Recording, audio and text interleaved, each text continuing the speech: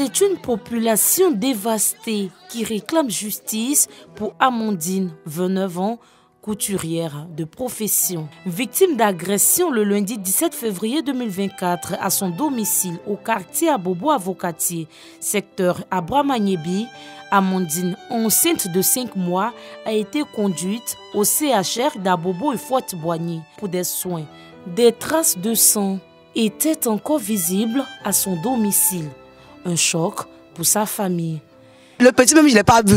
On dit qu'on prie aussi pour aller à l'hôpital. Il dit mais pourquoi? On arrive là-bas, on veut voir le petit, donc c'est un mineur. C'est un mineur, mais pourquoi? Comment on peut rentrer chez une personne mais pour venir encore l'agresser, la tuer? On demande justice, en tout cas on demande justice. Selon des témoins, l'agresseur est un adolescent d'environ 12 ans qui s'est fait passer pour un client d'eau glacée. Une fois au domicile d'Amandine, il a refermé la porte et a tenté de l'égorger. On a entendu des cris.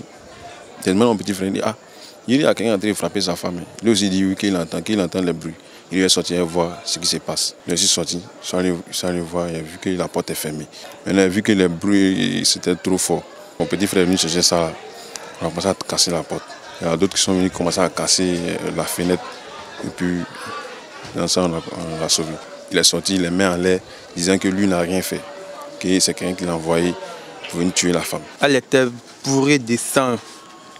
Non, tout son corps était du sang, c'est vraiment dit. C'était inexplicable même. Très. Elle pleurait. Bon, elle n'arrivait pas à pleurer, elle criait. Voilà, elle criait. Mais c'était. Pour une femme enceinte de 6 mois, et puis 6 ans d'été qu'elle arrive, elle était courageuse, mais c'était pas facile.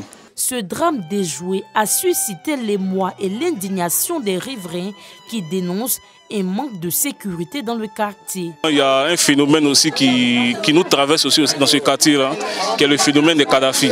Voilà, parce que je ne pense pas que ce petit, avec ses yeux clairs, ne peut pas commettre ce crime-là.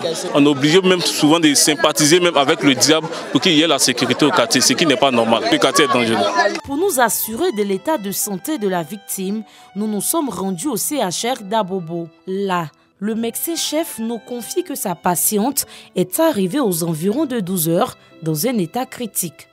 Elle avait plusieurs plaies qu'on a notées au niveau du visage, au niveau de la face antérieure du cou, au niveau du bras, des mains. Elle a eu des plaies de défense au niveau des doigts et au niveau même du genou, de l'extrémité supérieure de la jambe droite. On a fait effectivement les premiers soins, on a pris rapidement des médicaments d'urgence. Par la suite, elle a présenté un choc hypovolémique.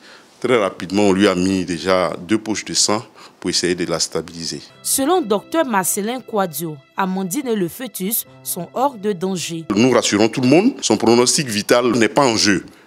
Elle est stable et je pense que nous allons la surveiller jusqu'à demain pour pouvoir mieux l'évaluer et puis la sortir. Grâce à la vigilance du voisinage, Amandine, mère d'un enfant, a pu échapper à son meurtrier. Ce dernier a également été admis au CHR pour des soins. Il est âgé de 13 ans, selon les informations recueillies sur place. En attendant l'enquête pour faire toute la lumière sur cette affaire, la population s'interroge. Comment un individu de cet âge pourrait tenter d'égorger une personne adulte, de surcroît une femme enceinte?